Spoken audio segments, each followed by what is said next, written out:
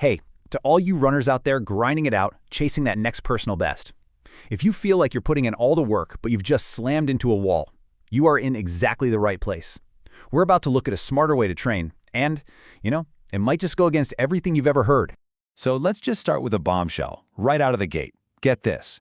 Even if you copy an elite runner's training, you will absolutely not get faster.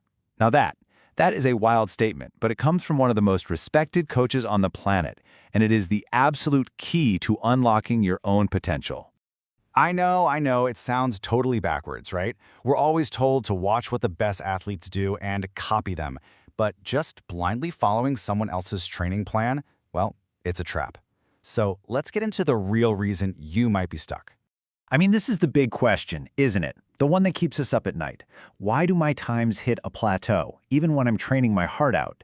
You're putting in the miles, doing all the workouts, but your race times just stop improving. It's so frustrating, and trust me, you are not the only one feeling this. Okay, so the answer, the solution to this whole puzzle, it comes from the legendary coach Jack Daniels in his book, Daniels' Running Formula. And look, this isn't some new fitness fad. We're talking about proven scientific principles that have helped everyone from Olympians to runners just like you and me hit their best performances. So what does it really take to become a successful runner?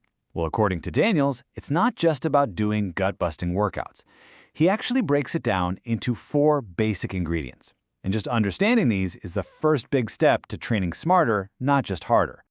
All right, let's take a look. Number 1 is inherent ability. What you're born with. That's kind of your genetic lottery ticket. Can't really change it. But look at 2, 3, and 4. Motivation, opportunity, and direction. These are the things you can actually control. And today we are laser focused on number 4, direction, because that's the magic ingredient that turns all your hard work into smart, effective training.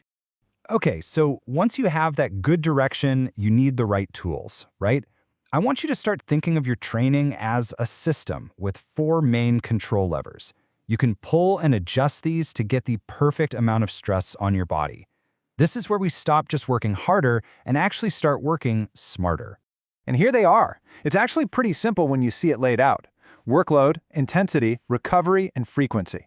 Instead of just vaguely thinking, I need to run harder, you can now ask way better questions. Like, should I add another mile to my long run? Or should I run these repeats a little faster? Maybe shorten my rest between intervals? Or should I add one more run this week? Playing with these levers is the real secret to breaking through those plateaus without getting injured. Now, to make this whole idea of intensity really click, let's use an analogy that we can all get behind: driving a car. Different types of runs have totally different purposes, just like different ways of driving get you to different places. Think about it. Your easy pace runs, that's just cruising on the highway. You're relaxed, you're efficient, you can go for a long time, and it's building that solid foundation. Now, threshold pace, that's like when you decide to pass a slower car. It's purposeful. It takes focus, you're pressing the gas, but you're not flooring it. And then you've got interval pace. That's like merging onto a super busy freeway. It's a short, powerful, all-out burst to get your body's engine firing on all cylinders. See? Each one has a very specific job. All right, theory's great, but let's get practical.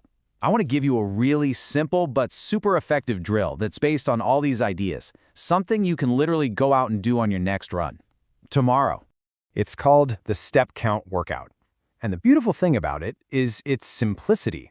You don't need a GPS watch, you don't need a perfectly measured track. Nope, all you need is to be able to count your own steps. This little workout is amazing for teaching your body how to switch gears efficiently, which, as you know, is absolutely crucial on race day. So here's how you do it. After you're all warmed up, you're going to run hard while you count 10 steps of just your right foot. Then, immediately, you switch to a jog for 10 right foot steps. Simple, right? Then you do 20 hard, 20 easy. Then 30 and 30, and you keep building up like a pyramid all the way to 100 hard steps and 100 easy steps. You repeat that 100 one more time, and then you work your way back down the pyramid. It's a fantastic way to play with intensity without overthinking it at all. So, what's the big picture here? What does all this add up to? Well, it's about making a huge shift in your mindset as a runner. It's about getting away from that old idea that more pain and more suffering always equals more gain. So here it is. This is the most important takeaway. A smart runner doesn't just do the workout because it's on the schedule. A smart runner understands the why. Why are you doing this easy run? To build your body's resistance to injury. Why are you doing this threshold workout? to raise the pace you can hold for a long time. When you understand the purpose, every single run becomes a meaningful step towards your goal, not just another checkmark in your training log. And that brings us to one last thing to think about. Go back to those 4 levers we talked about: workload, intensity, recovery, and frequency. To break through your current plateau and get to that next level, which one of those levers are you going to pull first and why? Really think about it, because answering that question, that's the first step to building your own, smarter formula for success.